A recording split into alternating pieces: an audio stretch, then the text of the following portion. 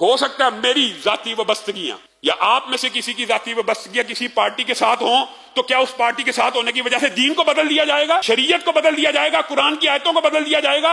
अल्लाह के बंदो, अल्लाह के बंदो, अल्लाह का वास्ता है, अल्लाह का वास्ता है, गुनाह को गुनाह समझ के करो, गुनाह को गुनाह समझ के करो। मरियम नवाज को वजीर आला पंजाब आप बनाना चाहते हैं, चंद लोग बनाएं, लेकिन इसको गैर शरी समझे, इसको गुनाह समझे, इसको खिलाफ रसूल समझे, इसको खिलाफ दीन समझे, इसको खिलाफ शरीयत समझे, इसको खिलाफ इस्लाम समझे, फिर जो मर्जी करते रहे।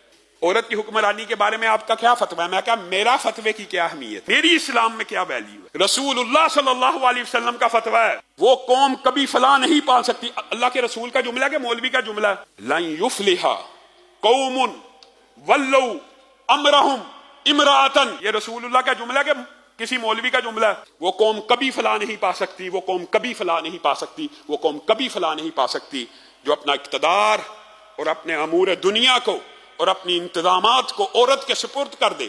मुअज़्ज़ज़ सामीन गिरामी कदर,